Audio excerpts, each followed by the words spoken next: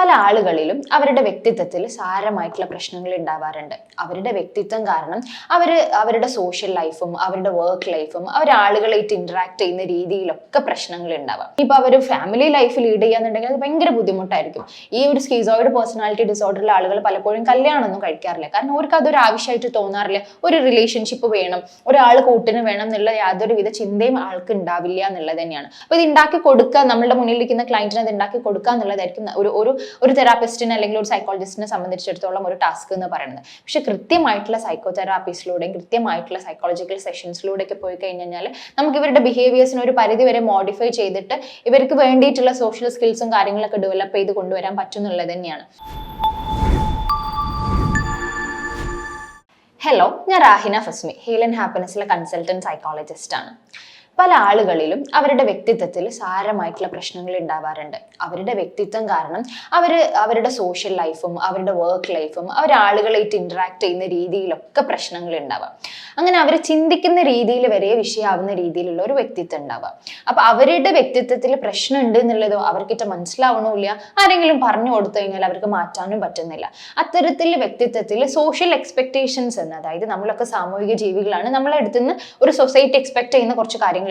ആ സോഷ്യൽ എക്സ്പെക്ടേഷന് നേരെ ഓപ്പോസിറ്റ് ആയിട്ടുള്ള ബിഹേവിയേഴ്സ് ഒക്കെ ആണെന്നുണ്ടെങ്കിൽ ആ ഒരു പേഴ്സണാലിറ്റി ഡിസോർഡർ ആയി മാറും. നമ്മൾ പല വീഡിയോസിലായിട്ട് പല types of personality disorders discuss ചെയ്തിട്ടുണ്ട്. അപ്പൊ നമ്മൾ ഇന്ന് ഈ വീഡിയോയിൽ ക്ലസ്റ്റർ എയിൽ വരുന്ന ഒരു പേഴ്സണാലിറ്റി ഡിസോർഡർ ആണ് ഡിസ്കസ് ചെയ്യുന്നത്, schizoid personality disorder. Cluster A കാറ്റഗറിയിൽ, അതായത് പേഴ്സണാലിറ്റി ഡിസോർഡേഴ്സിനെ നമ്മൾ 3 കാറ്റഗറി ആക്കിയിട്ട് വെച്ചിട്ടുണ്ട്, അതിന്റെ ലക്ഷണങ്ങളുടെ ഒരു സിമിലാരിറ്റി വെച്ചിട്ട്. അപ്പൊ ക്ലസ്റ്റർ എയിൽ വരുന്ന പേഴ്സണാലിറ്റി ഡിസോർഡേഴ്സിന്റെ കോമൺ ആയിട്ടുള്ള ലക്ഷണങ്ങൾ എന്ന് പറയുന്നത് ഏറ്റവും പ്രധാനപ്പെട്ടത് എന്താണ്? സോഷ്യൽ ഡിറ്റാച്ച്മെന്റ് ആണ്. അതായത് അവര് സാമൂഹികമായിട്ടുള്ള ഇടപെടലുകൾ ഭയങ്കര കുറവായിരിക്കും. അവര് ഇന്ററാക്ട് ചെയ്യുന്ന രീതിയിൽ നല്ല പ്രശ്നം ഉണ്ടാവും. ഒരു സൊസൈറ്റി ആയിട്ട് ഇന്ററാക്ട് ചെയ്യുമ്പോൾ അല്ലെങ്കിൽ ആളുകളായിട്ട് ഇന്ററാക്ട് ചെയ്യുന്നതിൽ അവർ ഭയങ്കര ബാക്കൗട്ട് ആയിരിക്കും. അതാണ് ഇതിലൊരു മേജർ ആയിട്ടുള്ള ഒരു ലക്ഷണം എന്ന് പറയുന്നത്. പിന്നെയുള്ള കാര്യം, അവർ ഭയങ്കര സ്ട്രേഞ്ച് ആയിട്ടുള്ള ബിഹേവിയേഴ്സ് ആയിരിക്കും. അതായത് സാധാരണ ആളുകൾ പെരുമാറുന്ന രീതിയിലായിരിക്കില്ല, ഭയങ്കര ഓടായിട്ട് പുറത്തുനിന്നുള്ള ഒരാൾ കാണുമ്പോൾ തന്നെ അയാൾക്ക് ഇയാൾ എന്തിങ്ങനെ പെരുമാറുന്നതെന്ന് തോന്നുന്ന രീതിയിലുള്ള ഒരു ബിഹേവിയേഴ്സ് ആയിരിക്കും ഒരു ക്ലസ്റ്റർ എയിൽ ഉണ്ടാവുക. അപ്പൊ സ്കീസോയിഡ് പേഴ്സണാലിറ്റി ഡിസോർഡർ എന്ന് പറയുമ്പോൾ മേജർ ആയിട്ടുള്ളത് സോഷ്യൽ വിത്ഡ്രോവൽ തന്നെയാണ്. അതായത് അവര് സൊസൈറ്റി ആയിട്ട് ഒരു രീതിയിലും ഇടപെടുന്നുണ്ടാവുക, ആളുകളായിട്ട് ഇടപെടുന്നത് ഇഷ്ടമില്ലാത്ത ആൾക്കാരായിരിക്കും. സാധാരണ നമ്മൾ ചില സൈക്കോളജിക്കൽ ഡിസോർഡേഴ്സ് ഒക്കെ വരുന്ന സമയത്ത് എന്തെങ്കിലും ഒരു പെർട്ടിക്കുലർ ഡിസീസസ് കാരണം അല്ലെങ്കിൽ ഏതെങ്കിലും ഒരു സിറ്റുവേഷൻസിന്റെ ശേഷമൊക്കെ ആളുകൾ എന്ത് ചെയ്യാറുണ്ട്, ആളുകളായിട്ട് ഇന്ററാക്ട് ചെയ്യാൻ ബുദ്ധിമുട്ട് തോന്നാറുണ്ട്, മനുഷ്യന്മാരോട് സംസാരിക്കാൻ ബുദ്ധിമുട്ട് തോന്നാറുണ്ട്. പക്ഷെ സ്കീസോയിഡിലോട്ട് വരുമ്പോൾ, സ്കീസോയിഡ് പേഴ്സണാലിറ്റി ഡിസോർഡറിലോട്ട് വരുമ്പോൾ അവർ പണ്ട് മുതലേ ഇങ്ങനെയാണ്, പ്രത്യേകിച്ച് കാരണങ്ങൾ ഉണ്ടായിട്ടൊന്നുമല്ല, അവരുടെ പേഴ്സണാലിറ്റി അങ്ങനെ തന്നെയാണ്. അതായത് അവർ ആളുകളായിട്ട് ഒരു രീതിയിലും ഇന്ററാക്ട് ചെയ്യാൻ ഒരു തരത്തിലുള്ള താല്പര്യം കാണിക്കാത്ത ആൾക്കാരായിരിക്കും. ഭയങ്കര കോൾഡ് ആയിരിക്കും, ഒരു ഇമോഷൻസും ഉണ്ടാവില്ല.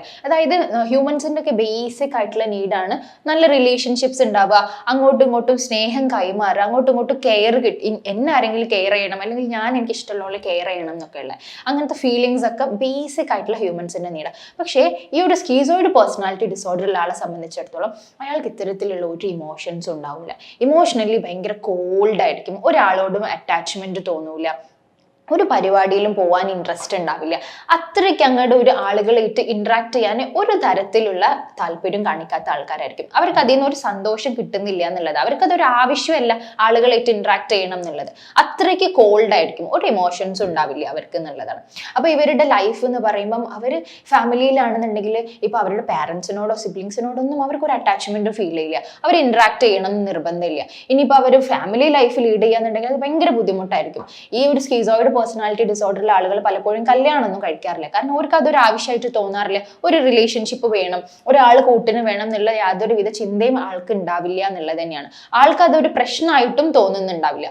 സ്കീസോയിഡ് പേഴ്സണാലിറ്റി ഡിസോർഡറിൽ ഒരു വ്യക്തിയെ സംബന്ധിച്ചിടത്തോളം അവരുടെ വർക്ക് സെറ്റിംഗ് എന്ന് പറയുന്നത് അവരെപ്പോഴും ഓട്ടോണോമി ഇഷ്ടപ്പെടുന്ന ആൾക്കാർ. അതായത് തന്നെ കാര്യങ്ങൾ ചെയ്യുക, ഞാൻ ചെയ്യുന്ന കാര്യത്തിൽ ആരുടെ ഇടപെടലുകൾ വേണ്ട, ഞാൻ എൻ്റെ കാര്യം, അതായത് എനിക്ക് ചെയ്യാനുള്ള കാര്യമൊക്കെ ഞാൻ ഒറ്റയ്ക്ക് ചെയ്യുക, ഒരാളുടെ ഇന്ററാക്ഷൻസോ ഒരാളോട് അഭിപ്രായം ചോദിക്കില്ല, അങ്ങനത്തെ ഒരു പരിപാടി ഉണ്ടാവില്ല. അപ്പോൾ അവർ ജോലി ചെയ്യുന്ന സമയത്ത്, ജോലി ചെയ്യുന്ന സ്ഥലത്ത് എന്ന് പറയുമ്പോൾ കുറേ കൊളീഗ്സ് ഉണ്ടാവും, നമ്മൾ അവരായിട്ട് ഇന്ററാക്ട് ചെയ്യേണ്ടി വരും, ഒരു കാര്യം തീരുമാനിക്കുമ്പോൾ കുറേ ആളുകളായിട്ട് സംസാരിക്കേണ്ടി വരും, ഒരുപാട് മീറ്റിംഗ്സും കാര്യങ്ങളൊക്കെ ഉണ്ടാവും. പക്ഷെ ഇവർക്ക് അതൊന്നും താല്പര്യം ഉണ്ടാവില്ല. അപ്പോൾ അവർക്ക് അവരുടെ വർക്ക് ലൈഫിൽ സാരമായിട്ടുള്ള പ്രശ്നം ഉണ്ടാവും. കാരണം തന്നെ ഇരുന്ന് ചെയ്യുന്ന ജോലികൾ മാത്രമായിരിക്കും അവർക്ക് ചെയ്യാൻ കംഫർട്ടബിൾ. മറ്റു ജോലിയൊക്കെ ചെയ്യാന്ന് പറയുന്നത് ഭയങ്കര ബുദ്ധിമുട്ടുള്ള കാര്യമായിരിക്കും ഇവരെ സംബന്ധിച്ചിടത്തോളം എന്നുള്ളതാണ്. സാധാരണയായിട്ട് സോഷ്യൽ വിത്ഡ്രോവൽ ഒക്കെ ഉണ്ടാവുക ചിലപ്പോൾ എന്തെങ്കിലും ആങ്സൈറ്റി ഉണ്ടാവുമ്പോഴായിരിക്കും. അതായത് എന്തെങ്കിലും ഒരു ഇൻസിഡന്റിന് ശേഷം ഒരു സൊസൈറ്റിയിലോട്ട് ഇറങ്ങി ചെല്ലാൻ ഭയങ്കര ആങ്സൈറ്റി ഉള്ള ആൾക്കാർക്ക് സോഷ്യൽ വിത്ഡ്രോവൽ ഉണ്ടാവാറുണ്ട്.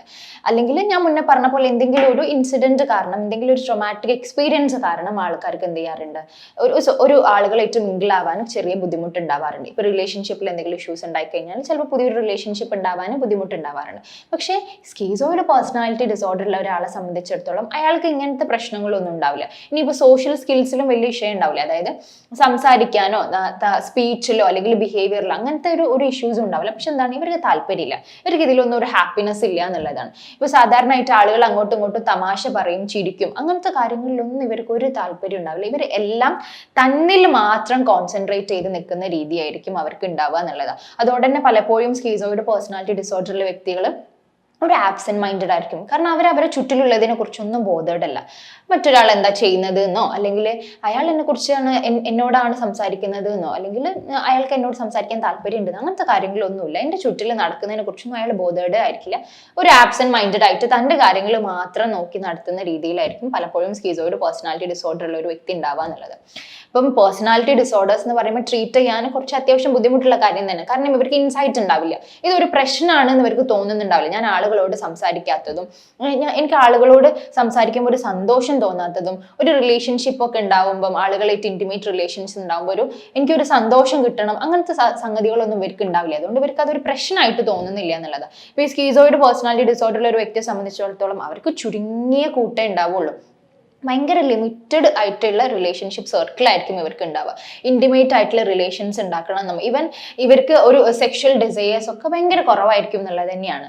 അപ്പൊ അത്ര കണ്ടങ്ങോട്ട് ഒരു സൊസൈറ്റിനോട് ഒരു തരത്തിലുള്ള താല്പര്യം ഇവർക്ക് ഉണ്ടാവില്ല. പേഴ്സണാലിറ്റി ഡിസോർഡേഴ്സ് എന്ന് പറയുമ്പം അവർക്ക് ഇൻസൈറ്റ് ഇല്ലാത്തതുകൊണ്ട് തന്നെ അവരെ ട്രീറ്റ് ചെയ്യാൻ കുറച്ച് ബുദ്ധിമുട്ടായിരിക്കും. കാരണം അവർക്ക് അതൊരു വിഷയമാണ് എന്ന് അവർക്ക് തോന്നുന്നില്ല.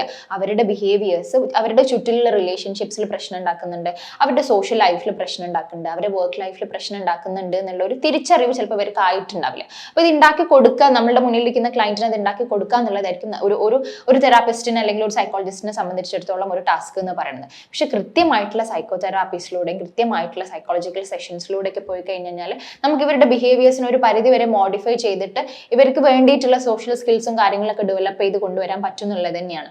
വേറെ ഒരു സൈക്കോളജി റിലേറ്റഡ് ആയിട്ടുള്ള വീഡിയോയുമായിട്ട് നമുക്ക് വീണ്ടും കാണാം. താങ്ക്